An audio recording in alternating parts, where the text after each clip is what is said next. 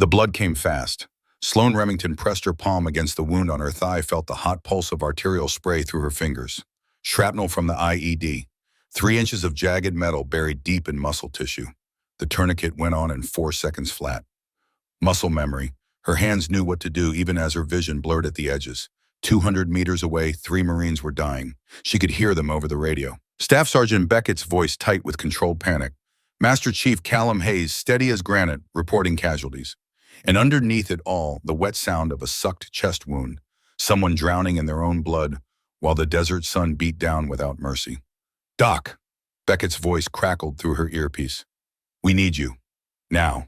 Sloane's free hand found the transmit button. Her voice came out level. Clinical. The same voice she'd used in a dozen firefights across Syria when her hands had held different tools and her name had been something other than what appeared on her dog tags. Copy, Sergeant. Chief Hayes, you have a tension pneumothorax on your casualty. Patient's right side, your left as you're facing. See the chest wall moving wrong. Static. Then Hayes's deep voice, affirmative, Doc. Needle decompression, second intercostal space midclavicular line, standard protocol. Don't wait for medevac. He's got maybe 3 minutes before his heart stops. She could hear Hayes moving, hear the rustle of medical supplies, hear the controlled urgency of a professional doing emergency medicine under fire. 300 miles away in the operations center, Commander Thaddeus Brennan stood frozen at the communications console. He'd been listening to the medical channel, had heard the calm precision in the corpsman's voice, had heard something else too, something that reminded him of a voice from 25 years ago, a voice that had looked him in the eye during Hell Week and said 3 words that had haunted him ever since. You're not ready. Brennan keyed his microphone. Mitchell, what's your status? Remington, sir? She always corrected them, every single time. Tourniquet applied, self-aid complete. I'm ambulatory, moving to casualties now. But Brennan wasn't listening anymore. He was staring at the personnel file on his screen. The file that was 80% black redaction marks. The file with a name that shouldn't exist in his unit. A name that pulled at memories he'd tried to bury for 2.5 decades. Remington, Garrett Remington, Reaper. The ghost who'd broken him once before.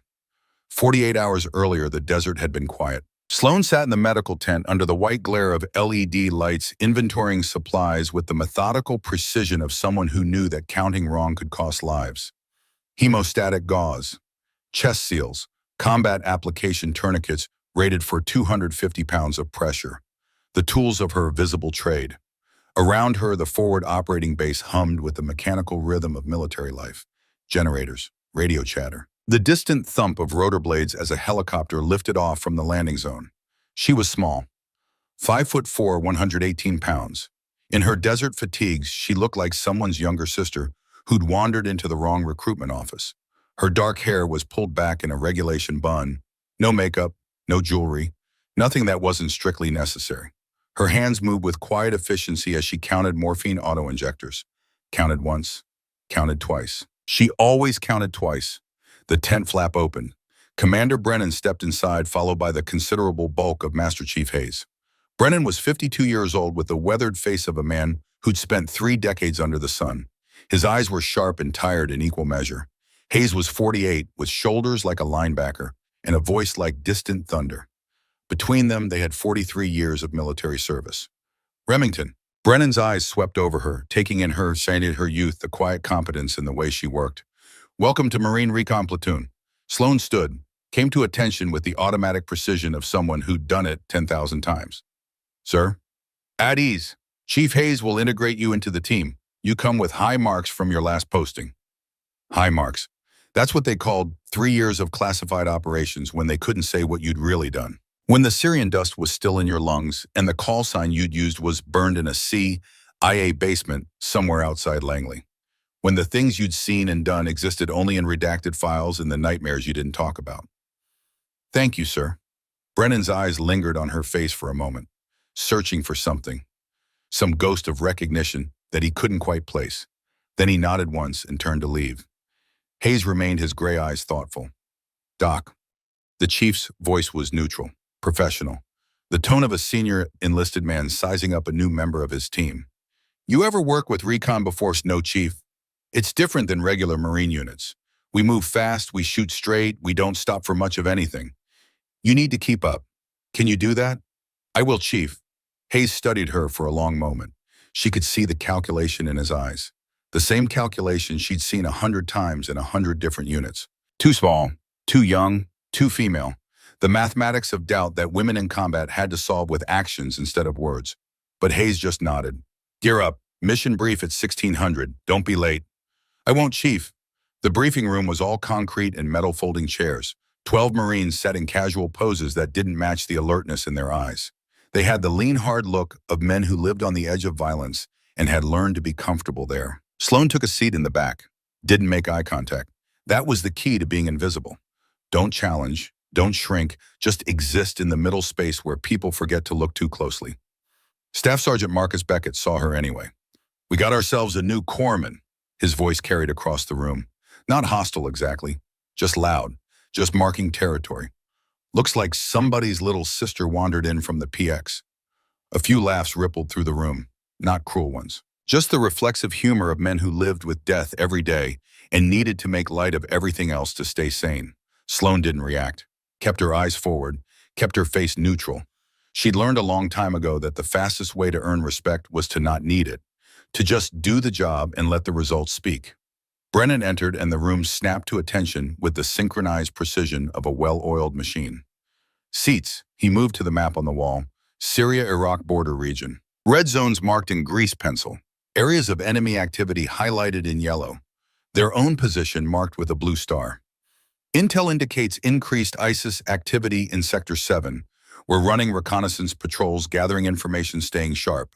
Our mission is to maintain presence and be ready to respond if something develops. Corpsman Remington is our new medical asset. He paused, glanced at a file folder. She comes from a previous posting that's classified, which means we don't ask questions about where she's been or what she's done. Clear? Yes, sir. Brennan's eyes found Sloan in the back of the room.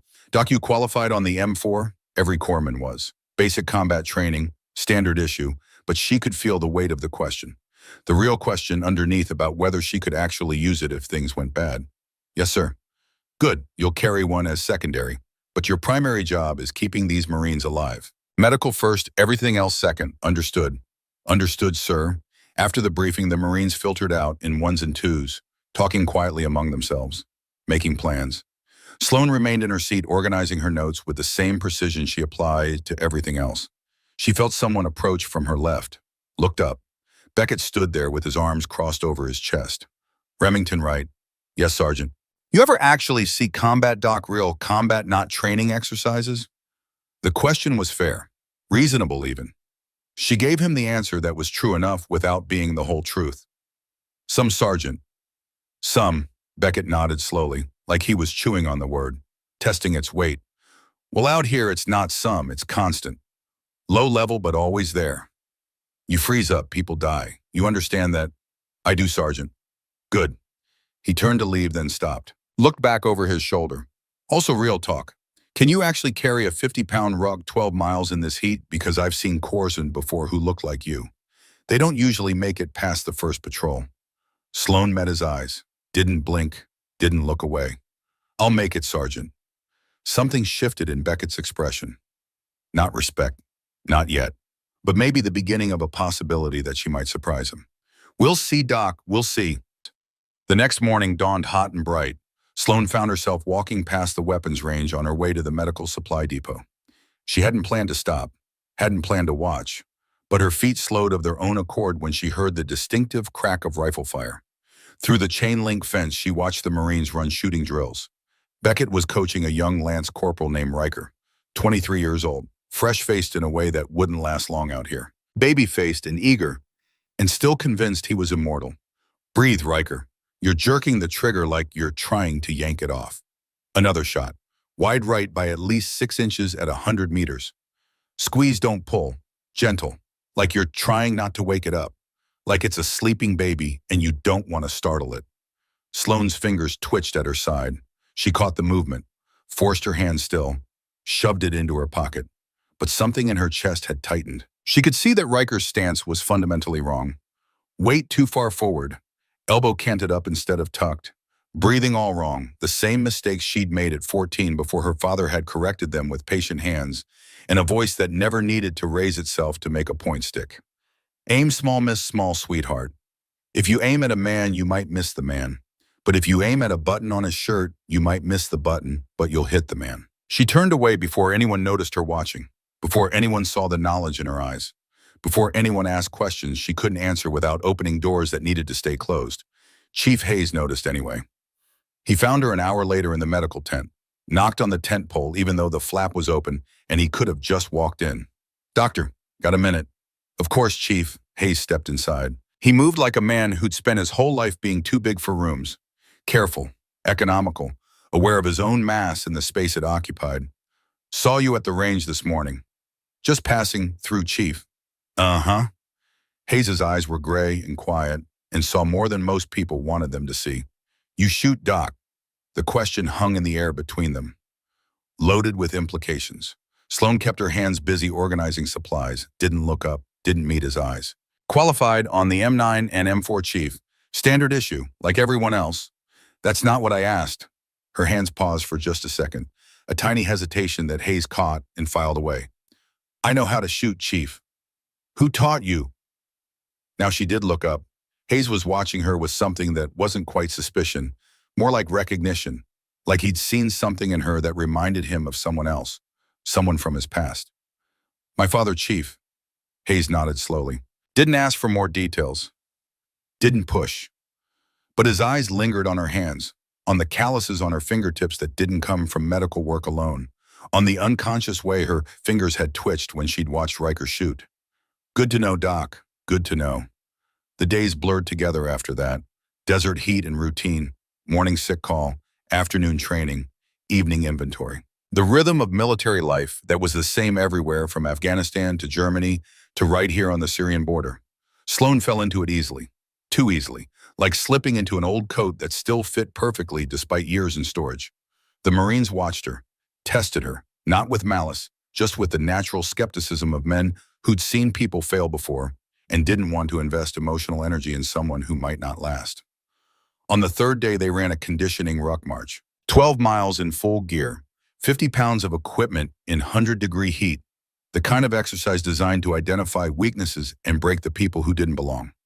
Beckett led the formation, setting a pace that was just shy of punishing. The Marines fell in behind him. Sloan took her place in the middle of the pack. Didn't try to lead, didn't fall to the back, just maintained position with quiet competence. 2 miles in, the first Marine started to struggle. 4 miles in, another fell out with heat cramps. By mile 8, 2 more had dropped. But Sloan kept moving, one foot in front of the other, breathing steady, heart rate controlled. The 50 pounds might as well have been nothing. When they crossed the finish line, she wasn't even breathing hard. Beckett looked at her with new eyes, reassessing, recalculating. "All right, Doc, maybe you can hang after all." That afternoon, she ran combat casualty care training for the platoon. Stood in front of 12 Marines who'd seen more action than most emergency rooms and taught them things they thought they already knew. Tourniquet application. She held up a cat tourniquet, demonstrated on her own arm. High and tight, not where the wound is, where the artery is. You've got 90 seconds before brain damage from blood loss starts. Less if it's the femoral. Every second counts. The Marines leaned forward, paying attention now. She'd earned that much. Needle decompression for tension pneumothorax. You're looking for the second intercostal space. She touched her own chest, indicated the exact spot. Between ribs 2 and 3 midclavicular line. If you see asymmetric chest wall movement, if breath sounds are absent on one side, if the patient's deteriorating despite your interventions, you don't wait. You decompress. You put that needle in and you pray you got it right. Beckett raised his hand. "How do you know it worked?" "Rush of air when you insert. Immediate improvement in respiratory effort. Patient starts looking less like they're dying. If you don't get those signs, you missed. Try again, different location. You don't stop until they're stable or they're dead. Those are your only 2 options." The room was completely silent. Sloan looked at their faces, saw belief starting to form, not in her as a person, in her knowledge, in her competence. It was a start. It was enough for now. After the training session, young Lance Corporal Riker approached with questions about IV placement in field conditions. How do you find a vein in a dehydrated patient? What angle do you use? What if their blood pressure is tanking? Sloan answered patiently. Showed him the tricks she'd learned, the angles, the way to feel for a vein even when you couldn't see it. the technique that had saved lives in places that didn't exist on official maps. Doc Riker said, finally, his young face serious. Where'd you learn all this? I mean, really learn it. This isn't textbook stuff. This is like, you've done it for real, multiple times. Sloane closed her medical bag, zipped it shut with deliberate care. School, Riker, same as everyone else. Nah, he shook his head. His instincts were good, even if his shooting wasn't. This is different. This is combat medicine. Real combat medicine. You've been there, haven't you? Sloane looked at him, this kid who still thought war was noble, who hadn't yet learned that it was just case and blood and trying not to die while keeping other people from dying too. She didn't answer his question, just picked up her bag and walked away. But he was right. She had been there, in places whose names were classified, for missions that didn't officially exist. She'd knelt in Syrian dirt with mortars falling and held pressure on wounds that should have been fatal. She'd called for extraction in 3 languages while bullets sparked off stone around her head. She'd watched men die despite her best efforts and learned to live with the weight of that failure. She'd also done other things, things that had nothing to do with medicine, things that involved different tools and different mathematics. Wind speed and bullet drop and the exact pressure needed to squeeze a trigger without disturbing your sight picture. But that was before the promise she'd made, before she'd looked her mother in the eye at her father's grave and sworn she'd never touch a rifle again. On the 5th day, the heat got to Riker. They were running combat movement drills in full gear. Noon. The sun was a physical weight pressing down on everything. Temperature had to be pushing 110 in the shade, and there wasn't any shade to be found. Sloane was with the command element watching from the minimal cover of a camouflage net. She saw Riker stumble, saw him catch himself with visible effort, keep moving because Marines didn't quit. His face was red, too red, flushed in a way that set off alarm bells in her medic brain. She stood up, grabbed her medical bag, started walking toward the exercise area without thinking about it. Beckett noticed. Doc, we're in the middle of, Sergeant, pull Riker out of the drill, right now. He's fine, he just needs to push through. He has heat exhaustion progressing toward heat stroke. Core temperature probably over 103. Another 10 minutes and he'll be seizing. Pull him out now or I will. Beckett's jaw tightened. He didn't like being contradicted, especially not in front of the platoon. But he'd also seen enough to know that corpsmen didn't make medical calls lightly. He called the halt. Sloane reached Riker just as his knees buckled. She caught him, lowered him to the ground with surprising strength for someone her size. His skin was hot and dry to the touch, pupils unequal, heart rate 105 and climbing. Get him in the shade. I need water. Ice if we have it. Someone call for a vehicle. The Marines moved immediately, no hesitation. She'd proven herself enough that they listened without question. Sloane worked with the focused calm of someone who'd done this before. IV line in with practiced efficiency. 18 gauge in the antecubital vein. Normal saline wide open. Cooling measures, ice packs to the groin and armpits. Monitoring vitals every 2 minutes. Riker's eyes rolled back. Started to seize. On his side, protect his airway. Nobody put anything in his mouth. She'd seen heat stroke before. Knew the progression. Knew that the next 10 minutes would determine whether this kid walked away or spent the rest of his life with brain damage. Brennan arrived, stood watching as Sloane managed the emergency with the kind of calm competence that only came from real experience. Not training, not drills, the real thing. When Riker's vitals finally stabilized when the seizure stopped and his pupils started to react normally again, Brennan nodded once. Good catch, Doc. Just doing my job, sir. But it was more than that. They all knew it. She'd seen something no one else had noticed, had acted without hesitation, had known exactly what to do and how to do it, had quite possibly saved Riker's life. That night in the chow hall, the atmosphere around Sloane changed. Not dramatically, not obviously, just a subtle shift in how the Marines looked at her, how they made space for her at the table, how they included her in conversations. When she sat down with her tray, Riker was there, looking sheepish and grateful in equal measure. Thanks, Doc. Corpsman at the aid station said I was close to seizing out completely. Said you probably saved my life. You're welcome. Drink more water tomorrow, and the day after that, and every day until we leave this place. Will do. He paused, looked at her with young eyes that were starting to see more than they had before. Hey, Doc, you seem like you really know your stuff, like really know it. Not just textbook knowledge. Were you deployed somewhere before this? Sloane cut her food, didn't look up. Didn't want him to see what might be in her eyes. I've been around Riker. Hayes was listening from the next table over. Those quiet gray eyes watching, calculating, starting to piece together a picture from the small details she couldn't quite hide. The mission briefing came on day 7. Brennan stood at the front of the room, his face harder than usual, more lines around his eyes. The weight of command sitting heavier on his shoulders. Gentlemen, we have intelligence on 2 American contractors taken hostage 40 clicks north of our position. James Sullivan and Robert Chen, both civilian infrastructure specialists. ISIS cell grabbed them 3 days ago. Intel says maybe 15 to 20 fighters. They're expecting ransom negotiations, so they're not moving the hostages yet. But that won't last. He clicked to a satellite image. A walled compound in the middle of nowhere. Classic Middle Eastern architecture. High walls, multiple structures. Perfect place to hold someone you didn't want found. We're tasked with reconnaissance and possible extraction if the opportunity presents itself. Command wants eyes on the situation. Real-time assessment. If we can get them out safely, we do it. If not, we gather information for a larger operation. The Marines leaned forward. This was real. This was why they were here. We roll at 2,200 hours tonight. 2 vehicles.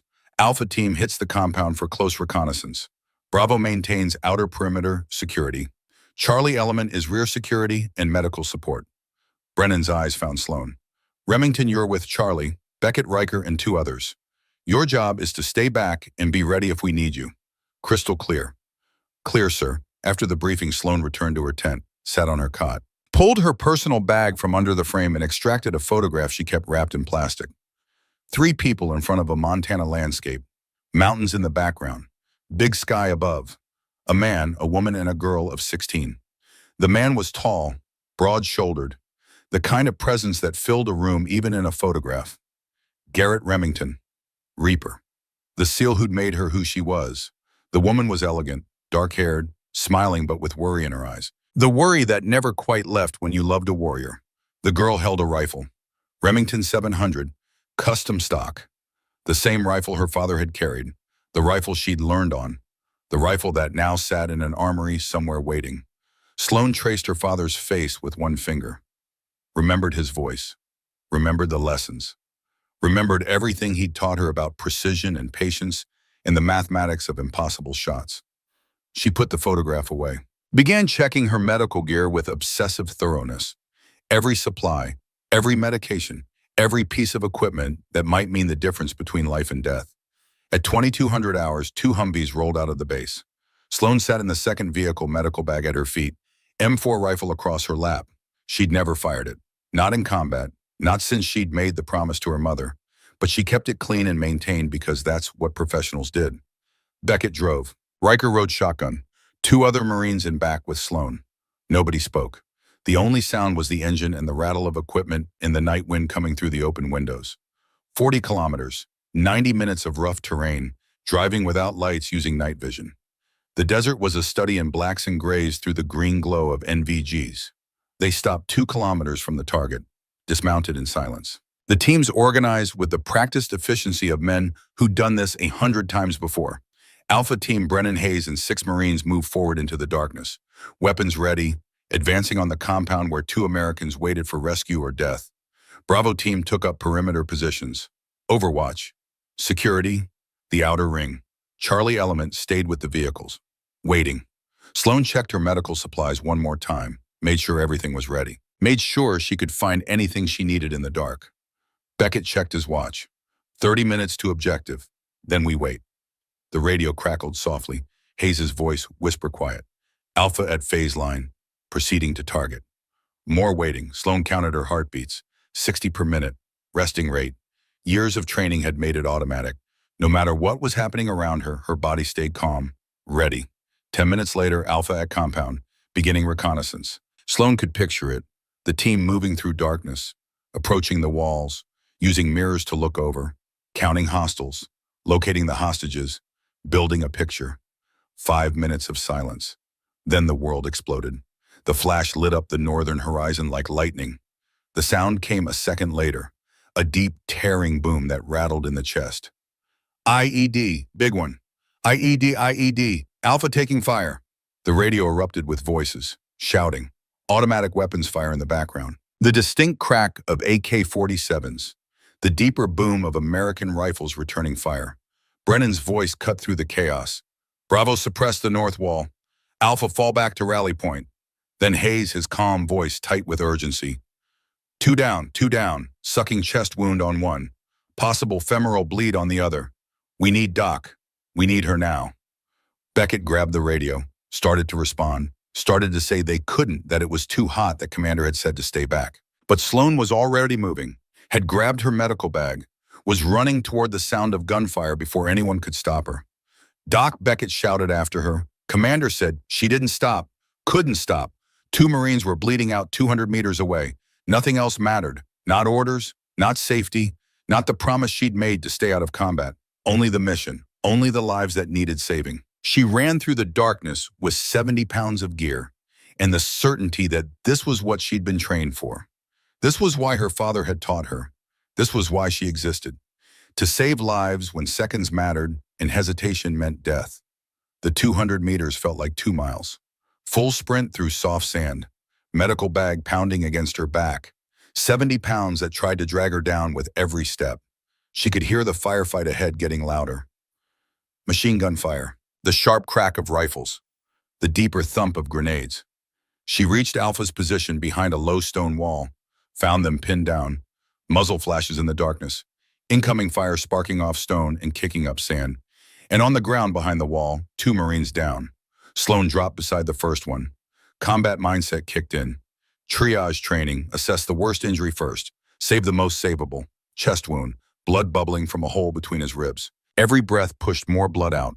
Tension pneumothorax. The lung was collapsed and air was building up in the chest cavity with nowhere to go. If she didn't fix it in the next 2 minutes, his heart would stop from the pressure. She pulled out her needle decompression kit, 14-gauge catheter, found the anatomical landmark on his chest even in the dark. Second intercostal space, mid-clavicular line, the same spot she'd taught the platoon 3 days ago. Pushed the needle in at a 90-degree angle, felt it pop through the chest wall, felt the rush of air that meant she'd done it right. The Marine's breathing eased immediately. Color started coming back to his face. Chief.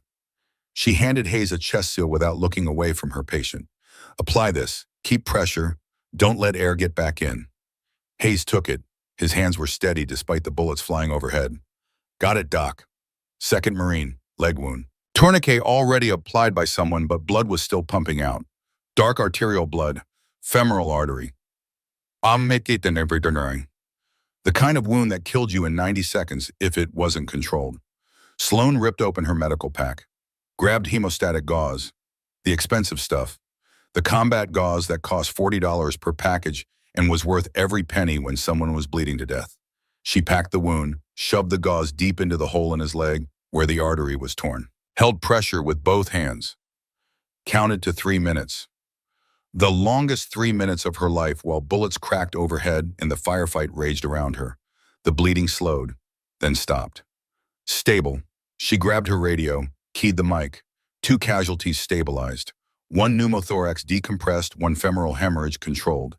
Need medevac ASAP, but both should make it. Brennan's voice came back tight with stress, but relieved. Copy, Doc. Good work.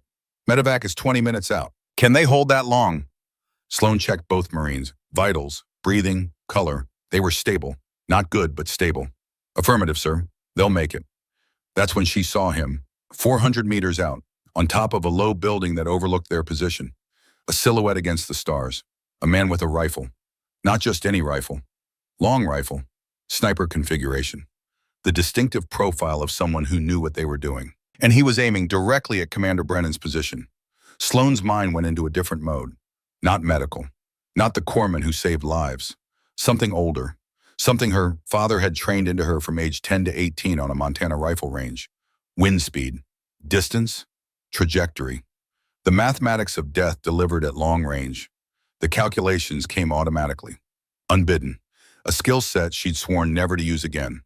400 meters, 8-mile-per-hour wind from the east. Target stationary for now, but could move at any second, shooting uphill by maybe 15 degrees. Her eyes found the Barrett M82 lying next to one of the wounded Marines, the big .50 caliber sniper rifle, 30 pounds of precision engineering designed to reach out and touch someone at distances that seemed impossible. Her hands knew what to do, had known since she was 16 years old, and made her first 1,000-meter shot with her father watching. Proud, beaming, his daughter the prodigy. But her promise screamed in her mind, the words she'd said at her father's funeral, the oath she'd sworn to her grieving mother. Never again. No more rifles, no more killing, just medicine, just saving lives. The sniper's rifle swung fractionally, adjusting his aim, his finger on the trigger. 3 seconds from firing, 3 seconds from killing Commander Brennan. Brennan who'd given her a chance, who'd trusted her, who didn't know he was 3 seconds from having his head exploded by a bullet he'd never hear coming. Time slowed to a crawl. Sloane's hand closed around the Barrett's grip. The metal was still warm from the wounded Marine who'd been carrying it. 30 pounds that felt like nothing in her hands, like coming home. She lifted the weapon. Her body remembered. 8 years since she'd fired a rifle in anger. 8 years since she'd broken the promise the first time. But muscle memory didn't fade. Didn't forget. Prone position. Bipod deployed. Cheek to stock. Eye to scope. The world narrowed to the small circle of green night vision. The target crystal clear. 400 meters. She could make this shot. Could have made it at 16. Could make it now, even with 8 years of rust. Commander down. Brennan dropped flat. The sniper's shot cracked through the air where Brennan's head had been a second before. Hit the wall. Sparked. Ricocheted into darkness. Sloane breathed in. 4-count inhale. Like her father taught her. Like she'd done 1,000 times. Held. 7-count hold. Calculated. Wind. Distance. Uphill angle. The bullet would rise slightly. Had to aim low. 6 inches low. Maybe 8. Her finger found the trigger. 2 pounds of pressure. Halfway to the 4-pound break point. Squeezed. The Barrett roared. Kicked like a mule. 30 pounds of rifle trying to break her collarbone. The muzzle flash lit up the night. Gave away her position to anyone watching. The bullet flew. 400 meters in 0.6 seconds. Missed. High and right by 12 inches. Sparked off the building behind the sniper. Close enough to make him flinch, but not close enough to matter. Sloane's heart hammered. 8 years. She'd lost the edge. The precision her father had drilled into her was still there, but rusty. Corroded by time and disuse and the conscious choice to walk away. The sniper swung toward her. She could see him through the scope, see his weapon tracking, see him finding her muzzle flash, see his crosshairs settling on her position.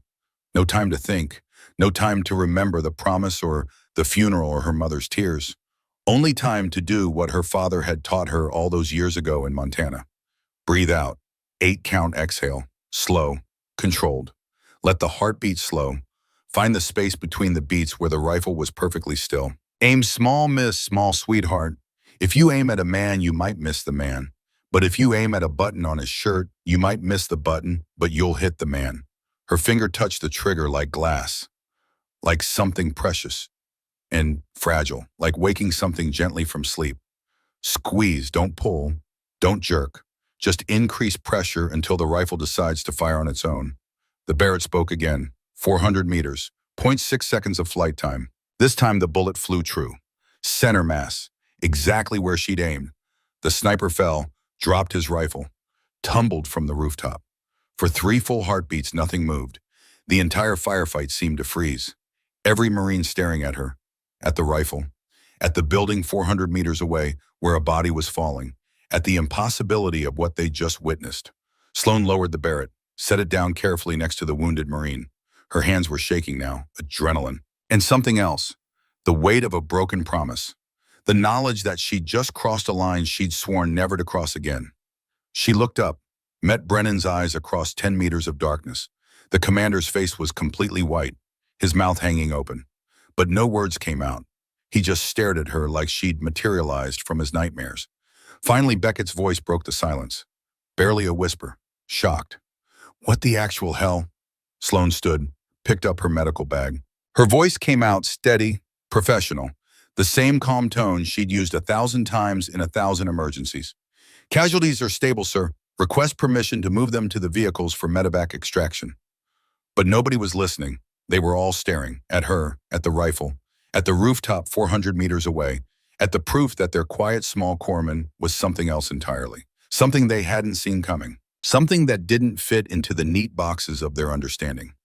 Hayes found his voice first. Doc. His voice was rough, uncertain. Where did you learn to shoot like that? Sloan met his gray eyes, saw the question there, saw the recognition dawning, saw him starting to put pieces together. She could lie, could deflect, could walk away from this moment and never acknowledge what it meant. But she was tired, tired of hiding, tired of being less than what she was. And somewhere in Arlington National Cemetery, her father deserved better than a daughter who was ashamed of what he'd taught her. My father taught me, Chief. Your father. Hayes's voice was quiet, controlled, but she could hear the weight behind it. Who exactly was your father, Doc? She could still lie, could still walk away, but the truth was coming whether she wanted it or not. Better to control the reveal than let it control her. Garrett Remington, she said clearly, loud enough for everyone to hear. SEAL Team 3, call sign Reaper. The silence that followed was absolute, complete, the kind of silence that comes when the world shifts under your feet and nothing makes sense anymore. Then Brennan stepped forward. His face had gone from white to gray. His hands were trembling. When he spoke, his voice was barely above a whisper. Reaper, Ghost Remington. The Reaper was your father. Yes, sir. The Reaper who... Brennan couldn't finish the sentence. His eyes were somewhere else. 25 years into the past. Bud/S training, Hell Week. A voice that had looked at him and seen through him and found him wanting. The voice that had haunted him for 2.5 decades. Now coming from the mouth of a 28-year-old corpsman who just made an impossible shot in combat. Your Ghost's daughter, Brennan said. Statement, not question. Yes, sir. And you just... He gestured helplessly at the Barrett, at the building. At the 400-meter shot in darkness that shouldn't have been possible. You just... saved your life, sir. The words hung in the desert air. True and undeniable and changing everything. The medevac helicopter came 20 minutes later, Black Hawk rotors beating the desert air into submission. The 2 wounded Marines were loaded carefully, Sloan supervising every movement, checking vitals, adjusting IVs, doing the job she was trained for while 12 other Marines watched her with new eyes. She rode with the casualties, sat between them in the helicopter bay, monitored their breathing, their heart rates, their color. Doing medicine because medicine was something she understood. Something that made sense in a world that had suddenly become very complicated. When they landed at the field hospital, she helped transfer the patients to the emergency team, gave her report with clinical precision, stayed until both Marines were stable and cleared for surgery. Then she walked out into the pre-dawn darkness and finally let herself feel it. The weight of what she'd done, the promise she'd broken, the line she'd crossed. She'd killed a man tonight. Hadn't been her first, wouldn't be her last. But it was the first since she'd sworn to her mother that she was done with that life, done with rifles and killing and being her father's daughter in all the ways that mattered. Hayes found her sitting on a concrete barrier outside the hospital tent, staring at nothing, processing. Doc. He sat down beside her, didn't say anything else, just sat there in companionable silence while the eastern sky started to lighten. Finally, Sloan spoke. I promised her I wouldn't do this anymore. Your mother. Yeah, at Dad's funeral. She was destroyed, completely broken, and she begged me to stop, to be safe, to not follow him into the ground. Sloan's voice was flat, empty. I promised. I meant it. I really did. But tonight you had to choose. Yeah. Between the promise and Commander Brennan's life. Yeah. Hayes nodded slowly, looked at the lightening sky. That's the choice warriors face, Doc. Between the comfort of peace and the necessity of violence, between who we want to be and who we need to be in the moment. I know, doesn't make it easier. No, it doesn't. Hayes paused. But you made the right choice. Brennan's alive because of you. Those 2 wounded Marines are alive because of you. That's what matters. Sloan wanted to believe that, wanted to feel the rightness of it. But all she felt was the weight of her mother's voice, the tears, the pleading, the grief that had aged her 10 years in a single day. I need to call her, she said quietly. Need to tell her before she hears it some other way. Yeah, you do. Hayes stood up. Get some rest first. Call her when you're ready. And Doc, for what it's worth, your father would be proud. I never met him, but I know the type. Men like that, they teach their kids to be ready, to be capable, to make the hard choice when it comes. You honored that teaching tonight. He left her there, alone with the sunrise and the weight of decisions that couldn't be unmade. Back at the base 6 hours later, Sloan sat in her tent with her satellite phone. Her mother would be awake now. Montana was 14 hours behind. Early evening there. Her mother would be making dinner. moving through the routines that had helped her survive 5 years of widowhood. The call connected after 4 rings. Sloan, her mother's voice, warm, worried, always worried. Honey, is everything okay? Hi, Mom. Yeah, I'm fine. Just wanted to check in. You sound tired. Are they working you too hard? No more than usual. Sloan closed her eyes, tried to find the words. Mom, I need to tell you something. The pause on the other end said everything. Her mother knew that tone, knew what it meant. What happened? I had to use a rifle last night in combat to save someone's life. The silence was absolute. Then very quietly, almost a whisper, oh, Sloan, I'm sorry, I know I promised. But there was a Marine Commander Brennan, and there was a shooter, and if I hadn't... Stop, her mother's voice was tight, controlled in the way that meant she was fighting tears. Just stop. I don't want to hear the justification.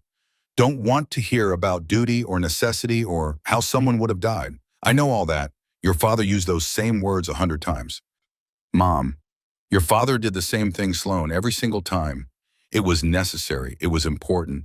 It was life or death, and it was. God help me, I know it was, but it took him from me anyway. Her voice broke. And I can't lose you too. I can't go through that again. You won't lose me. You don't know that. Your father didn't know it either. And now you're walking the same path, breaking the same promise, making the same choices, and I'm supposed to just accept it. Sloan had no answer, because her mother was right. There were no guarantees. Not in this life, not in this work. Her father had been the best, and he'd still ended up in a flag-draped coffin. I'm sorry, she said again. The words felt hollow, inadequate. I'm so sorry, Mom. Her mother was crying now. Quiet sobs that tore at Sloan worse than any wound. I love you. God help me. I love you so much. And if this is who you are, if this is what you need to do, then I'll try to accept it. But it terrifies me. Every single day it terrifies me. I know, Mom, I know. Promise me you'll be careful. Promise me you'll come home. It was a promise Sloan couldn't honestly make. Not in this work, not with the choices she was facing, but sometimes love required gentle lies. I promise, Mom, I'll come home. They talked for a few more minutes about weather, about neighbors, about the ranch and the small, normal things that anchored both of them to a world that made sense. Then they said goodbye, and Sloan was alone again, with the weight of broken promises and the knowledge that more would break before this was over. Commander Brennan summoned her at 1400 hours. His office was a converted shipping container with a desk, 2 chairs, and a fan that didn't do much against the heat. Hayes and Beckett were already there when she arrived. Both stood when she entered. Respect, recognition, the beginning of something that might become acceptance. Sit, Remington, Brennan gestured to the empty chair. She sat. For a long moment, nobody spoke. Brennan just looked at her. Really looked, seeing past the small frame and the quiet manner to whatever lay beneath. That shot last night, he finally said. 400 meters, in darkness. First shot missed, second shot was perfect. Center mass, immediate incapacitation. Yes, sir. Corpsmen don't shoot like that, Remington.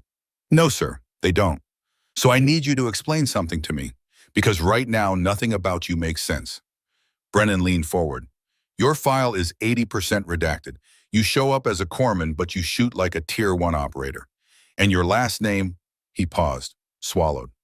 Garrett Remington, the Reaper. He was your father. Yes, sir. Brennan's hands clenched on his desk.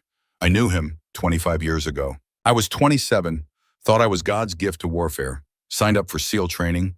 BUD/S was going to be the next great operator. His voice went bitter. Your father was one of the instructors. Hell Week. Second day, I was hypothermic, exhausted, running on fumes, and he pulled me aside. Sloan waited. She'd heard this story, from the other side, from her father's perspective. He looked at me, Brennan continued, just looked right through me. Then he said, Brennan, you're tough, but you're not ready. You don't have what it takes. Not yet. Maybe not ever. And he pulled me from training. He didn't fail you, sir. He was trying to save your life. I know that now. Took me 15 years to understand it. But at the time, I hated him. Thought he'd stolen my dream out of spite or prejudice or whatever excuse I needed to make myself feel better. So I went back to regular Navy, worked my way up through the ranks, eventually made it to Recon Command. But I never forgot his face. Never forgot that moment of judgment. He looked at Sloan with something like wonder. And now his daughter is in my unit, saving my life with skills that shouldn't exist in a corpsman's toolkit. Different skills, sir. I'm a medic first. Are you? Brennan's eyes were sharp. Because last night you were a sniper, one of the best shots I've ever witnessed. And I've worked with dedicated snipers who couldn't make that shot under those conditions. Hayes spoke up. Sir, permission to be direct. Granted, Chief. Doc, we need to know what we're dealing with here. Not for official reports, just for our own understanding. Who are you really? Sloan looked at the three men. Brennan with his buried shame and grudging respect. Hayes with his quiet wisdom. Beckett with his skepticism melting into belief. They deserved the truth, or as much of it as she could give. My father started teaching me to shoot when I was 10 years old, she said. We had a ranch in Montana, 1,500 acres. He built a rifle range that went out to 1,200 meters. Every weekend from age 10 to 18, he trained me. Not taught, trained. Trained you in what? Hayes asked. Everything. Ballistics, wind reading, range estimation, minute of angle calculations, breathing techniques, trigger control, how to read mirage, how to estimate distance using mil dots, how to calculate bullet drop for different calibers at different ranges. She paused. He made it a game at first, made it fun. Then it became serious. Why? Brennan's voice was quiet, almost afraid of the answer. Why would a SEAL train his 10-year-old daughter like that? Because he said precision saved lives, whether you were a doctor or a soldier or something in between. He said precision mattered more than anything, and he wanted me to have options. To be able to protect myself and others if protection was ever needed.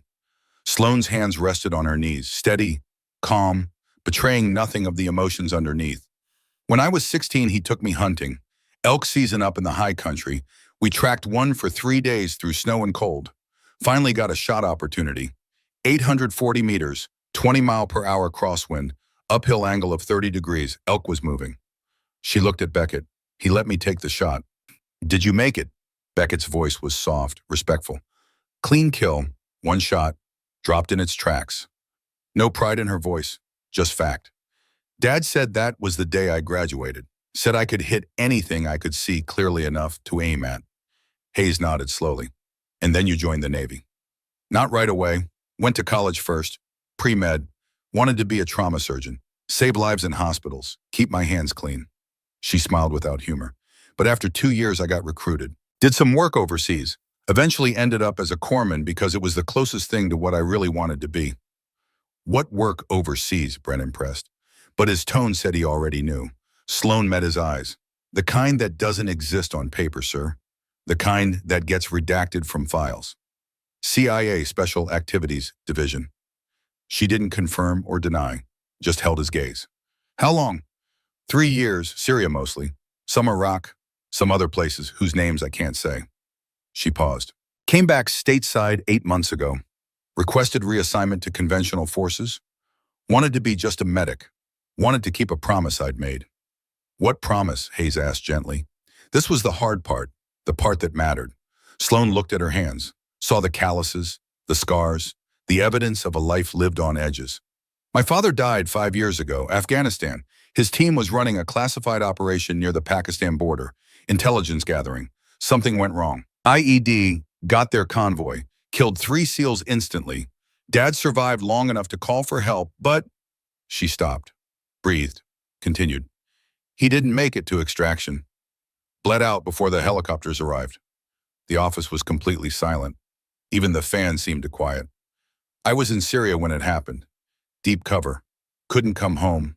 Couldn't go to the funeral. By the time I got leave 6 weeks later, he'd been in the ground at Arlington for over a month. Her voice stayed level, controlled. She wouldn't let it break. My mother was destroyed, completely broken. She'd lost her husband. Thought she was going to lose her daughter too the way I was living. The risks I was taking. So she made you promise, Brennan said. She begged me. Got down on her knees at his grave and begged me. No more combat, no more rifles, no more killing, just medicine, just saving lives. Be safe, come home, don't make her bury me too. And you agreed. I agreed, meant it, really meant it. I was done with that life. Done with the CIA. Done with rifles and classified missions and everything that had taken my father from us. Sloan looked up. But last night I broke that promise. Picked up a rifle and killed a man. Because if I hadn't, Commander Brennan would be dead. Brennan's face had gone pale again. So now I have to live with that, Sloan said quietly. Have to call my mother eventually and tell her I broke my word. Have to look at myself in the mirror and figure out who I am. A healer who kills when necessary. A killer who heals to balance the scales, both neither. Nobody had an answer for that. It was the eternal question of warriors who carried medicine in one hand and weapons in the other. Finally, Hayes spoke. Your father, the Reaper. When he pulled Commander Brennan from training, did he ever tell you why? What his reasoning was? Yeah, I asked him once, years later. Sloan looked at Brennan. He said Brennan's a good man, solid, brave, but he's not a killer. And SEALs have to be both. It has to be in your DNA, natural. If it's not, you hesitate. And hesitation in combat gets people killed. Brennan would hesitate, so I pulled him before he got himself or someone else killed. Brennan closed his eyes. He was right. I would have hesitated. Hell, I did hesitate last night. Didn't even see the sniper until you yelled. In the time it took me to process the threat, I'd have been dead. But you're alive, sir. That's what matters. Because you didn't hesitate. You saw the threat, made the decision, and executed. All in the time it took me to blink. Brennan opened his eyes. You're your father's daughter, no question about that. Sloan didn't know what to say, so she said nothing. Beckett cleared his throat. So what happens now? Sir Doc just saved your life, and probably the mission. What's the call? Brennan stood, walked to the small window, looked out at the desert base, the Marines training, the machinery of war. We have a problem, he said finally. He pulled a folder from his desk, dropped it in front of Sloan. This is Viktor Volkov, former Russian Spetsnaz, expert marksman. For the last 6 months, he's been operating in this region as a freelance sniper. Highest bidder. No loyalty except to money. Sloan opened the folder, saw a face, cold eyes. The kind of eyes that had seen too much and felt too little. 7 confirmed kills, Brennan continued. All coalition forces, all single shots at extreme range. British patrol 3 weeks ago. Officer killed at 1,100 meters. French position 2 weeks before that, sniper killed at 980 meters. He's good, patient, professional, and he doesn't make mistakes. Hayes picked up one of the photos. Crime scene image. The guy last night wasn't him. No, that was just a local fighter who got lucky with a rifle. But Volkov is out here. Intel says he's been hired by the same ISIS cell that took our hostages. They're paying him to eliminate high-value targets. Officers, senior NCOs, anyone who might lead a rescue operation. They're expecting us to come back, Sloan said. Yes, and they're expecting Volkov to kill whoever leads the assault. Brennan looked at each of them in turn. The hostages, Sullivan and Chen, are still alive, still in that compound. We have 48 hours before they're moved to a secondary location we can't track, which means we have 48 hours to plan and execute a rescue. Against a professional counter-sniper who'll be waiting for us, Hayes said flatly. Exactly. Beckett whistled low. That's a suicide mission, sir. Maybe, unless we have our own sniper, someone who can counter Volkov, keep him off our assault team long enough to extract the hostages and get clear. All 3 men looked at Sloan. She felt the weight of their expectations, felt the choice being laid in front of her, felt the ghost of her father's voice in her memory and her mother's tears in her heart. Sir, she said carefully, I'm a corpsman. My primary duty is medical support. Your primary duty is to keep Marines alive, Brennan corrected. Sometimes that means bandages. Sometimes that means bullets. And right now, we need bullets delivered with extreme precision. He paused. Let that sink in. I'm not ordering you to do this, Remington. Can't order it. It's not in your job description. But I'm asking, as the man whose life you saved last night, will you help us? The question hung between them like smoke. Heavy, inescapable. Sloan thought about her mother, about the promise, about the phone call she'd have to make. She thought about her father, about Montana and rifle ranges, and a voice saying, precision saves lives, sweetheart. However you choose to use it. She thought about 2 hostages, James Sullivan and Robert Chen, sitting in that compound waiting to live or die based on choices other people made. She thought about Marines who'd have to assault that compound under Volkov's crosshairs if she said no. I'll need to know everything about Volkov, she said. Range capabilities, preferred positions, kill patterns, equipment specifications if we have them. Brennan smiled, thin, tired, but genuine. We have it all. Hayes briefed her. Hayes pulled more photos from the folder, spread them on the desk like tarot cards predicting futures. Viktor Volkov, age 42, Spetsnaz service from 1998 to 2015. Multiple combat deployments, Chechnya, Georgia, Ukraine, Syria. Confirmed kills in official records, 23. Actual number estimated at over 50. Preferred weapon, Orsis T5000 and .3, 3 years 8 Lapua Magnum. Effective range in his hands out to 1,500 meters, maybe further. Sloan studied the photos. Each one showed the same pattern. Single entry wound, long range, no warning, clinical, professional. The work of someone who'd turned killing into an art form. He's patient, she observed, sets up early, waits for the perfect shot, doesn't rush, doesn't take unnecessary risks. Correct. Hayes pointed to another photo. British patrol 3 weeks ago. The officer was killed at exactly 1,100 meters. Based on thermal imaging and site analysis, Volkov was in position for at least 8 hours before taking the shot. Just waiting. Perfectly still. Perfectly patient. Where does he like to set up? High ground when available, but not always the highest point. He picks positions with good cover, good concealment, and multiple escape routes. He's not suicidal, takes the shot and disappears like a ghost. We've never even come close to catching him. Sloan processed this information, built a mental profile, thought about angles and approaches and the mathematics of mutual destruction. What about the hostage compound terrain analysis? Brennan unrolled a topographic map, spread it across the desk. Mostly flat desert, scrub brush, some rocky outcrops.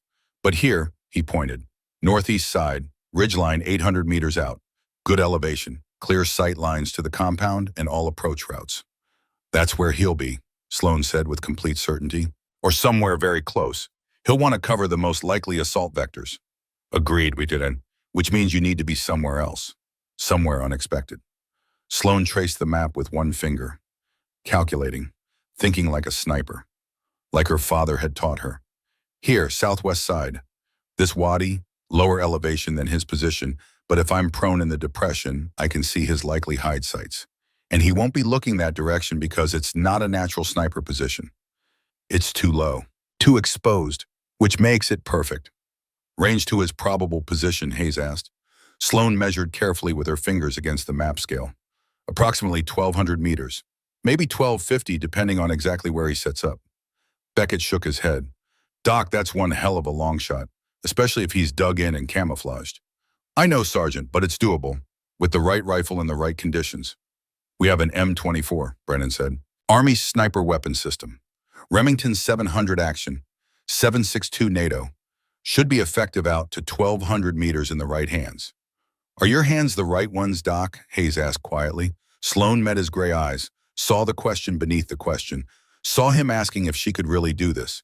If she could go up against a professional killer with 50-plus kills and come out alive. Yes, Chief, they are. No hesitation, no doubt. Her father's daughter. Brennan nodded once. All right, mission planning starts now. We hit the compound tomorrow night. Gives us 1 day to prepare. Sloan, you'll insert 6 hours before the assault team. Get into position while there's still daylight. Camouflage. Hide. Wait. When we begin the assault at 0200 hours, your job is to find Volkov and neutralize him. You don't have to kill him, just keep him from killing us. And if suppression doesn't work, Hayes asked. Sloan's voice was steady, calm, final.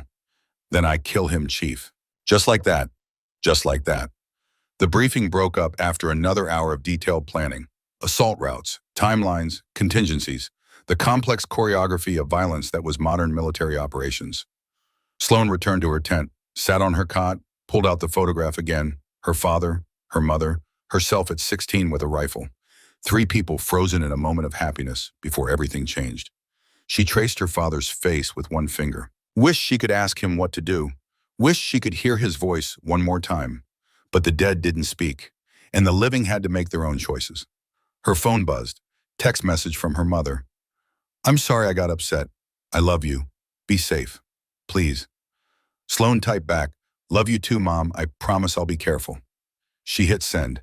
Then she lay back on the cot and closed her eyes. Tomorrow she'd walk into the desert with a rifle and the intention to kill a man she'd never met. A professional, someone who was probably better than her. But she had one advantage Volkov didn't have. She'd been taught by a ghost, by a legend, by a man who'd made precision an art form and passed that art to his daughter. And tomorrow that art would save lives. Or end them. One way or another, the desert would have its answer. The sun was dying on the western horizon when Sloan began her walk into emptiness. Alone, the way it had to be. the way snipers always operated when the mission mattered most. She carried 60 pounds of gear, the M24 rifle strapped across her back, but not the standard issue M24 from the armory. This one was different, special. Chief Hayes had found it that morning in the equipment storage facility, wrapped in a weatherproof case that had been sitting untouched for 5 years. A case with a name stenciled on the side in faded letters, GSGT, Garrett Remington SEAL Team 3, her father's rifle, the one he'd carried on his last deployment, the one that had been shipped home with his personal effects and stored away because no one knew what else to do with it. Remington 700 with a custom stock and a match-grade barrel, and on the wooden forestock carved in letters so small you had to look close, Little Reaper. His nickname for her, from the Montana weekends, from the daughter who could shoot like her father's shadow. Hayes had handed it to her without a word, just placed it in her hands and stepped back. Let her feel the weight of it. Let her understand what it meant. He'd want you to have it, Hayes had said quietly. Now she walked into the Syrian desert carrying her father's legacy and the weight of everything it represented. 3 kilometers northeast to the wadi she'd marked on the map. The depression in the earth that would hide her from Volkov's sight while giving her angles on his probable positions. The desert was rust and bone, wind-carved patterns in the sand like the fingerprints of God. Nothing grew here except thorn scrub and the kind of silence that made you hear your own heartbeat too loud in your ears. Sloan moved with deliberate care. No straight lines, no patterns that might catch a trained eye. Just the irregular drift of something that belonged to this landscape. She'd learned that in Syria during her 3 years with the CIA, how to become part of the terrain, how to disappear into geography and geology until you were just another rock or shadow or trick of the light. It took 2 hours to cover 3 kilometers. When she reached the wadi, the sun was touching the horizon. Perfect timing. She had maybe 20 minutes of usable light to prepare her position before full darkness came. She scraped out a shallow depression in the sand at the bottom of the wadi, laid down a thermal blanket to mask her heat signature from any infrared detection, arranged rocks and scrub brush to break up her outline, built a hide that looked like nothing, like wind and erosion and the random chaos of desert formation. By the time she finished, you could walk within 10 feet and not see her, could look directly at her position, and your eyes would slide past without registering anything human. Sloan settled into position, prone, rifle on its bipod, eye to the scope. She ranged the distance to Volkov's probable positions. The ridgeline 800 meters northeast where Brennan had predicted he'd set up, 1,240 meters from her current hide. Long shot, very long shot, at the ragged edge of the M24's effective range, but doable. If she was perfect, if the wind cooperated, if her father's training held true across 8 years of rust and broken promises. Night fell like a curtain dropping. Temperature plummeted from 90 degrees to 50 in 2 hours. Sloan had a thermal layer in her pack but didn't put it on yet. Couldn't afford to get comfortable. Comfort made you soft, made your reflexes slow, made you dead. She lay in the sand and watched stars wheel overhead. Orion, Cassiopeia, Ursa Major. The same constellations her father had taught her to navigate by when she was 12 years old. Before GPS, before modern technology. Just a girl and her father and the ancient art of finding your way by light that had left its source millions of years before humans existed. Somewhere out there in the darkness, Viktor Volkov was doing the same thing. Preparing, waiting. A professional killer with 50-plus confirmed kills and the patience of stone. Sloan checked her rifle for the 100th time. Bolt smooth, chamber clean, scope crystal clear, magazine loaded with 5 rounds of match-grade 7.62 millimeter ammunition. 5 chances to end this. 5 opportunities to save the assault team and the hostages and herself. Her radio clicked once, Hayes checking in from the base. She clicked back. All good, all quiet. The night deepened. Sloan's breathing slowed into the meditative rhythm her father had taught her. In for 4 counts. Hold for 7. Out for 8. The pattern that lowered heart rate and steadied nerves and prepared the body for the moment when everything would depend on absolute calm. This was the hardest part of sniping. Not the shooting, the waiting, the hours of absolute stillness while your mind tried to betray you with doubt and fear, and the 1,000 ways this could go catastrophically wrong. She thought about her father, wondered if he'd ever lain in a position like this, waiting for dawn and the possibility of death. Probably. SEALs spent half their operational lives waiting in uncomfortable places for moments that would be over in seconds. She thought about her mother, about the phone call 2 days ago, about the broken promise and the tears in her mother's voice, about forgiveness that might come eventually, but wouldn't erase the hurt. She thought about Viktor Volkov, about a man she'd never met who she was going to try to kill in a few hours. Did he have a family, a daughter somewhere who thought he was a hero? A story that made sense from his perspective. It didn't matter. He'd chosen his path. She'd chosen hers. Tomorrow, they'd meet in the cold mathematics of trajectory and wind drift, and one of them wouldn't go home. Sloane closed her eyes, slept in controlled 30-minute intervals, a trick her father had taught her for long operations. Never full sleep, just enough to rest the brain without losing alertness. Stay ready. Stay sharp. Dawn came slowly, gray light bleeding into the eastern sky. Then pink. Then the first spear of gold over the horizon. Sloane's radio clicked 3 times. Assault team moving, ETA to compound 45 minutes. She settled deeper into her hide, began scanning the ridgeline through her scope, looking for the thing that didn't belong, the shadow that was too regular, the reflection that caught light wrong, the tiny detail that would betray a human presence in a landscape of stone and sand. Nothing yet, but Volkov was there. Had to be. Too perfect a position. Too obvious for a man who hunted coalition forces for money. 30 minutes to assault. The light improved with every passing second. Sloane could see individual rocks now, could distinguish different shades of sand, could make out the details that had been invisible in darkness. 20 minutes. Movement on the ridgeline. Small, brief. Could have been wind moving vegetation. Could have been an animal. Could have been a Russian sniper settling into his final firing position. Sloane's pulse stayed at 58 beats per minute. Resting rate. She breathed in for 4 seconds. Held for 7. Out for 8. The rhythm so ingrained it happened automatically even as her conscious mind processed what she was seeing. 15 minutes. There, a glint of light. Scope glass catching the sun for just an instant. 800 meters northeast. Exactly where Brennan had predicted. Sloane adjusted her aim point. 1,240 meters to target. She clicked elevation on her scope. Up, up, up, compensating for the massive bullet drop at that range. A septitice. 62 millimeters round would fall nearly 90 inches over 1,200 meters. Like throwing a baseball over a 3-story building and expecting to hit a target on the other side. Wind from the east, 6 miles per hour. Steady for now. She clicked windage adjustments. Left, compensating for drift. At 1,200 meters, even a gentle breeze could push a bullet 2 feet off target. The assault team was 5 minutes out now. Sloane could hear the distant rumble of Humvees approaching. The mechanical sound of Americans coming to war. Volkov would hear it too. Would be settling behind his rifle right now, picking his target through his scope. Probably Commander Brennan. Officers first. That's how you broke an assault. Kill the leader and watch the unit fall apart. Sloane found him in her scope. Or found where he had to be. The hide was professional, expert-level camouflage. She could see the barrel of his rifle extending from the position. Ursus T-5000, long and dark against pale stone, could see his scope, but not the man himself. 4 minutes. The Humvees were visible now, dust trails rising against the morning sky. Volkov's rifle moved fractionally. Tracking, finding his target. Sloane breathed. In, hold, out. Put her crosshairs on the visible part of his position, center mass of where a human body would have to be to operate that rifle. If she could hit the weapon itself, she could disable it. Mission accomplished without killing. Without adding, another goes to the collection that haunted her sleep. 3 minutes. Sloane's finger touched the trigger. 2 pounds of pressure applied, halfway to the 4-pound breakpoint where the rifle would fire. 2 minutes. The assault team was deploying now. Marines exiting vehicles in tactical formation, moving toward the compound with professional precision.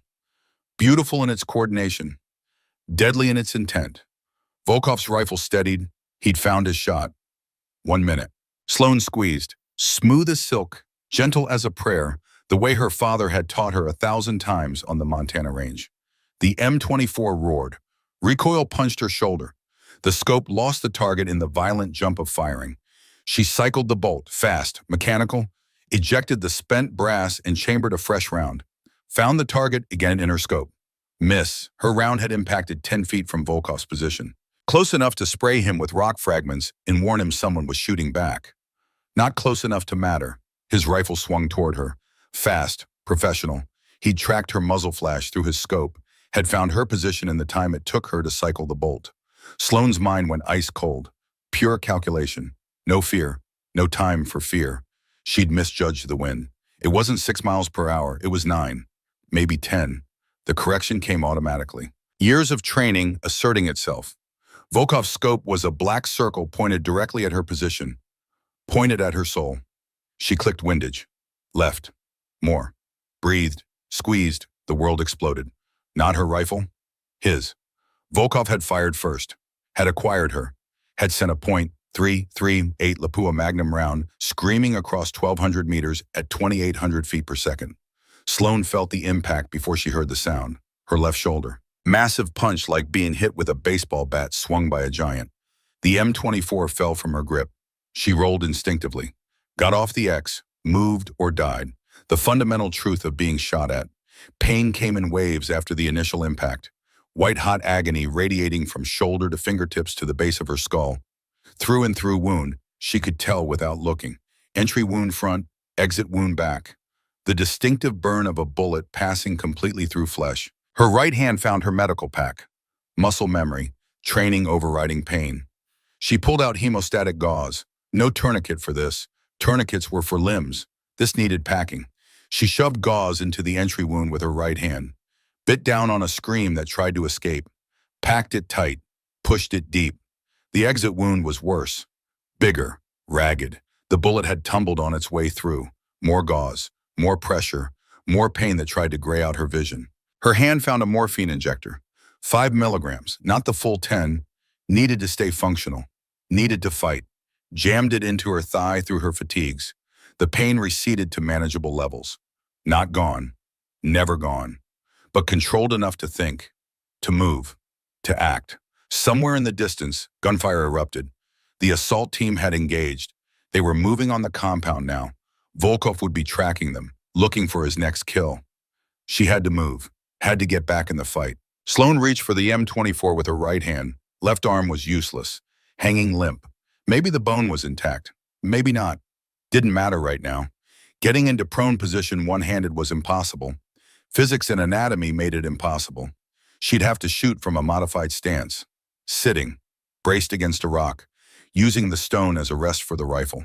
The world tilted sickeningly. Blood loss. Shock. The morphine making everything soft at the edges. She fought for focus. Found it through sheer will. Through the scope, she could see Volkov. He'd shifted position slightly, was tracking the assault team through his optic, his rifle swinging slowly as he searched for the perfect shot. 1,240 meters. Sloane was wounded, significant blood loss. Morphine affecting her reaction time, shooting one-handed from an unstable platform. Impossible shot.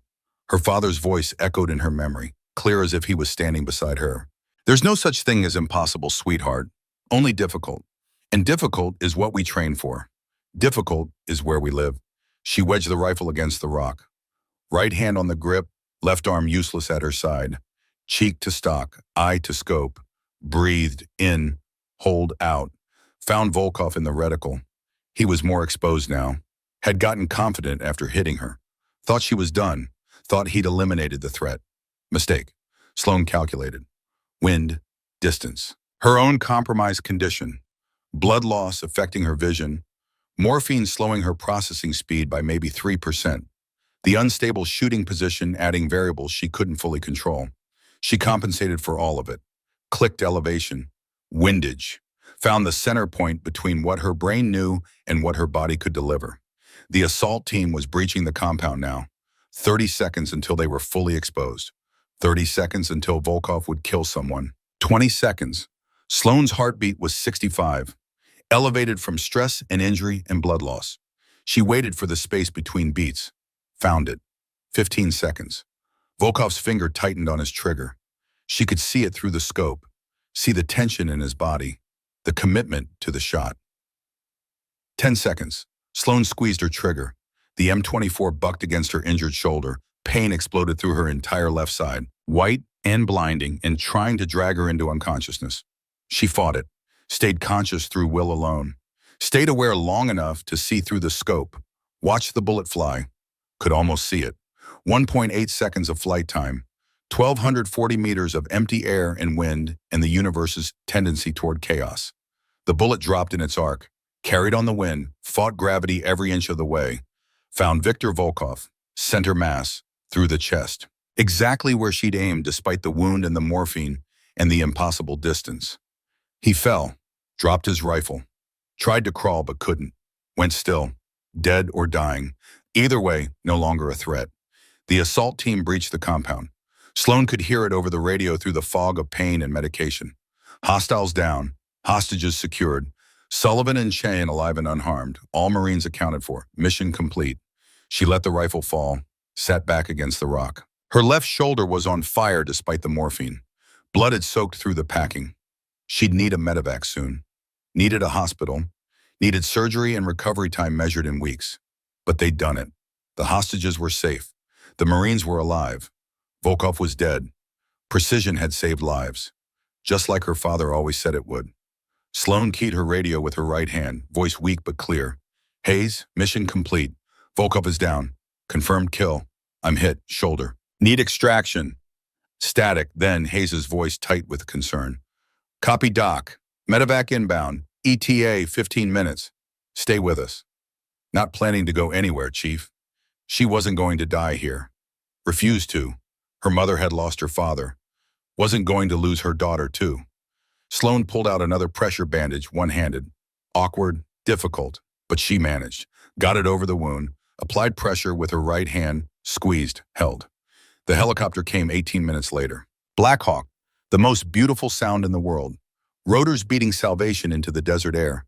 Beckett was first out, ran to her position, saw the blood, saw her face. His expression went hard with controlled emotion. Jesus, Doc, you're shot. Notice that sergeant. Volkov, she pointed northeast with her chin, toward the ridgeline. Dead, 1,240 meters, one shot. While you were wounded, had to be done. Beckett started a proper IV line. His hands were gentle despite their size. You did more than good, Doc. You did impossible. Saved a lot of lives today. Just the job, Sergeant. No, it's more than that. He looked at her with something like awe. You're the real deal, Doc, just like your old man. Hayes arrived, took one look at Sloan, and his weathered face went pale. How bad? Through and through. Missed bone, I think. Lost blood. Stable, though. Her voice was getting distant. Blood loss and morphine dragging her down. Might pass out soon. Don't. Stay with us, Doc. Trying Chief. They loaded her onto a stretcher. Into the helicopter. Sloan watched the desert fall away beneath her. Watched the compound grow small.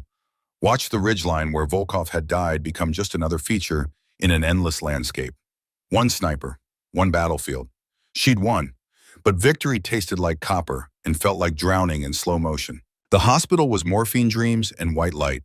Surgery, recovery, voices saying lucky and close call and full recovery expected. Sloan drifted in and out. Sometimes she was in Montana, sometimes Syria, sometimes a nowhere place where her father's voice spoke wisdom she couldn't quite remember when she woke. She came fully conscious 3 days later. Field hospital bed, left arm immobilized, shoulder bandaged, IV in her right arm, and sitting in a chair beside the bed, Commander Brennan. Welcome back, Remington. Her throat was dry. Brennan handed her water. She sipped carefully, tasted like salvation. How long? 3 days. Surgery went well. Clean through and through. Missed everything important. You'll make a full recovery. He paused. Volkov is confirmed K1A. Assault team found him on that ridgeline. Your shot hit him exactly where you aimed. 1,240 meters while wounded. Most impressive piece of marksmanship I've ever witnessed. Just lucky, sir. Don't. Brennan's voice was sharp. Don't diminish it. What you did was extraordinary. You saved the assault team. Saved the hostages. Saved me for the second time. That deserves recognition. Sloan didn't know how to respond to that. Brennan pulled an envelope from his jacket. This was in your father's personal effects. The ones the army sent back from Afghanistan. I had them forwarded from storage. Thought you should have it. The envelope was standard military issue, sealed. Her name on the front in her father's handwriting, Sloan. Thank you, sir. Brennan stood. I'm putting you in for a Navy Cross. Hayes and Beckett are supporting it. What you did deserves the highest recognition. Sir, I'd prefer you didn't. Attention means questions. Questions mean examining my past. I'd rather stay quiet, stay out of the spotlight. Brennan studied her for a long moment. All right, unit citation instead. Spreads the credit around. Keeps you anonymous. Fair enough. Yes, sir, thank you. After he left, Sloan sat alone with the envelope. Her hands shook as she opened it. Inside, 2 pages in her father's precise handwriting, dated 3 weeks before he died in Afghanistan. She read, "Sloan, if you're reading this, I didn't make it home. I'm sorry for that. Sorry I won't see you grow old. Won't meet your family if you have one. Won't be there for all the moments that matter. But I'm not sorry for what I taught you. The shooting, the tactics, the hard skills of a hard trade. I taught you those things because I saw the gift in you. The steadiness, the precision, the ability to make the difficult choice and live with it afterward. Your mother will want you to walk away from all of it. She'll beg you to be safe, to be normal. And maybe you will. Maybe you should. God knows this life isn't easy. But if you can't walk away, if it calls you back, then know this: there's no shame in being what you are. A healer and a fighter, both hands remember. We talked about this. Medicine and marksmanship come from the same place. The desire to make things right, to fix what's broken. Sometimes you fix it with sutures and antibiotics. Sometimes you fix it with a precisely placed bullet. The intent is what matters. I taught you to shoot, not because I wanted you to kill, but because I wanted you to have options, to be capable, to protect yourself and others when protection was needed. Use that training wisely. Use it rarely, but use it without hesitation when the moment demands it. I'm proud of you, Sloan. Proud of who you are. Proud of who you'll become. Proud of the lives you'll save, however you choose to save them. And if the day comes when you have to break a promise to do what's right, then break it. Promises to the dead matter less than lives of the living. Do what needs doing. I'll understand. Be well, sweetheart. Be strong. Be yourself. Love, Dad. P.S. Aim small. Miss small. And remember, precision saves lives, always. Sloan read it 3 times. By the 3rd reading, tears were streaming down her face. Silent. Steady. The release of 5 years of grief and guilt, and the crushing weight of being her father's daughter. He'd known, had known she'd struggle, had given her permission to be what she needed to be. She folded the letter carefully, held it against her chest. Let herself cry for the first time since his funeral. 6 months later, Sloan stood at the front of a classroom at Marine Corps Base Quantico, Virginia. 24 students sat before her, 12 combat medics, 12 designated marksmen, years ranging from 22 to 38, all volunteers for the pilot program that would change how the military thought about combat specialties. Integrated combat medicine, the concept that had been approved 3 months after her shoulder healed. The program that said a person could carry life in both hands, could heal and fight, could be complete instead of specialized. Good morning, I'm Corman Remington. She looked at their faces, saw skepticism, curiosity, the beginning of respect. For the next 8 weeks, I'm going to teach you to think differently about your jobs. Medics, you'll learn basic marksmanship and tactical awareness. Shooters, you'll learn trauma medicine and emergency care. She paused. Let that sink in. Some of you are wondering why. You trained for one thing, committed to one specialty. Why learn another? A hand went up. Young Marine, fresh face. Ma'am, isn't it better to be really good at one thing than mediocre at 2? Excellent question, and the answer is no. Specialization is good, but integration is better, because combat doesn't respect your job description. The situation changes in seconds. The medic might need to shoot. The shooter might need to stop bleeding. If you can't do both, people die unnecessarily. She advanced the presentation, showed photos from Syria, from the mission where she'd faced Volkov. Redacted, anonymized, but real. This is a combat medic providing emergency care while under direct fire. Notice her weapon placement. Notice her situational awareness. Notice she's doing medicine while maintaining tactical readiness. Next slide. This is a designated marksman applying a tourniquet to his own leg wound after being shot. He stayed in position, took 3 more shots, eliminated the threat, then called for medevac. He lived because he knew medicine. The students leaned forward, starting to understand. In this course, you'll learn both. You'll learn to transition from healing to fighting and back again in seconds. You'll learn that violence and medicine aren't opposites. They're tools, and the best warriors know which tool to use when. She spent 8 weeks teaching them, range time in medical labs, scenarios that forced them to make choices, to switch roles, to think beyond their specialties. Some struggled, the medics who couldn't reconcile shooting with healing, the shooters who got squeamish around blood. But most adapted, most grew, most became something more than they'd been. On graduation day, Brennan showed up, and Hayes, and Beckett, the men who'd been there, who'd seen integration work when everything was on the line. They watched Sloan present certificates to 24 students who'd completed the hardest course of their careers. Afterward, Brennan pulled her aside. Marine Corps wants to expand this program, 6 more locations, hundreds of students over the next year. That's good, sir. Army's interested too, Air Force. This might become Doctrine Remington. Standard training across all branches. Sloan thought about that, about her father's legacy, about precision saving lives in multiple directions, about both hands. That's what it should be, sir. Not special, just standard, just the smart way to train warriors. You've changed things, Doc, really changed them. We changed them, sir. All of us. 3 months into the expanded program, Sloan's mother called. Honey, I want to visit, want to see what you're doing. It was the first time she'd asked, the first real step toward understanding. I'd like that, Mom. Her mother came the following week, stood in the back of the classroom. Watched Sloan teach 24 students how to save lives with medicine and marksmanship. Watch them learn to be complete instead of limited. Afterward, they sat in the cafeteria, coffee between them. 5 years of hurt and healing, trying to find equilibrium. Your father would have loved this, her mother said quietly, seeing you teach, seeing his methods validated, seeing his legacy continue. I hope so, Mom. I know so. Her mother reached across the table, took Sloan's hand. I'm sorry I made you promise. Sorry I tried to make you less than what you are. Mom, you were protecting me, protecting yourself, I understand. I was protecting myself from loss, but in doing that I was trying to diminish you, make you smaller, safer. Tears in her eyes. But you're not small, you're not safe. You're your father's daughter in all the ways that matter. I'm trying to be both of yours, Mom, his strength, your compassion, both hands. Her mother smiled through tears. You are honey, you really are. It wasn't complete healing, but it was progress. Sometimes progress was enough. By the end of 2025, integrated combat medicine was in 12 states. Funding from the VA, support from all service branches. The phrase both hands became military shorthand for the philosophy. Warriors who could heal and fight. 3 years after that, 2028, the doctrine became standard. Every combat medic received advanced tactical training. Every infantry soldier received advanced medical training. The lines blurred until they barely existed. Studies showed a 15% decrease in combat mortality rates. 15%, hundreds of lives per year, thousands over time. All because one corpsman picked up a rifle when she'd promised not to. All because precision could save lives in multiple directions.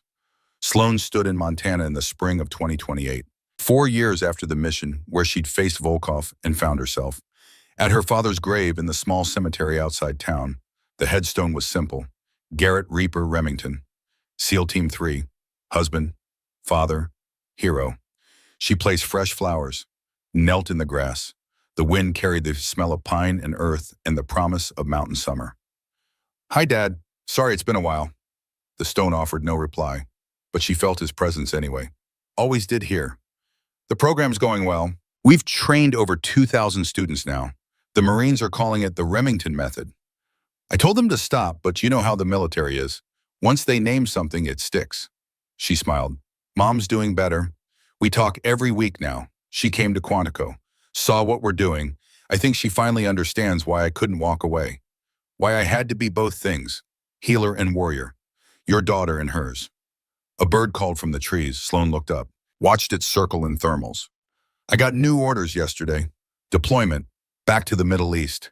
Teaching the program to coalition forces. 6-month rotation. She paused. I'm taking your rifle, the one you left me. Feels right having it there. Having you there with me. The wind picked up, rustled the flowers she'd placed. I broke my promise, Dad. The one I made to Mom. I picked up a rifle, killed people, became what I swore I wouldn't be. Her voice caught. But I also saved people. More than I killed. More than I could have if I'd stayed just a medic. Just safe. She stood, placed her hand on the stone, warm from spring sun. You were right about everything. About precision, about both hands, about being complete instead of limited. I'm living that truth now, teaching it, threading it. Your legacy continues. A truck pulled up at the cemetery entrance. Her mother, come to join her. I miss you, Dad, every single day, but I'm doing the work, living the life you prepared me for. making the hard choices, saving the lives that can be saved. She stepped back. And I'm not ashamed anymore. Not of what I am, not of what you taught me. Both hands remember you said it would matter. You were right. Her mother walked up, stood beside her. They looked at the stone together. He would be so proud, her mother said softly. I know, Mom. Are you happy, Sloan? Really happy doing this? Sloan thought about that, about the classroom. The students, the lives saved by warriors who could heal and healers who could fight. About purpose and meaning and work that mattered.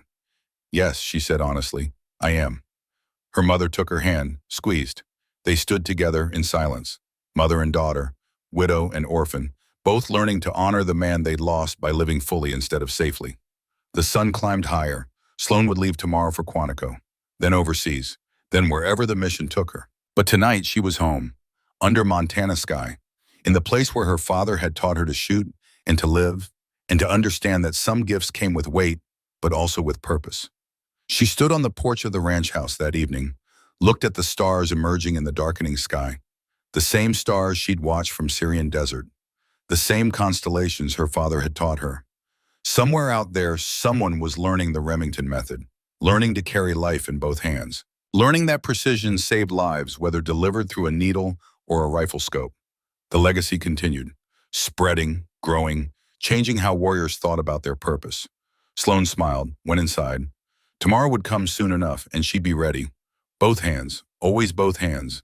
The way her father had taught her, the way she was teaching others, the way forward. Precision saves lives. Her father had been right about that, about everything.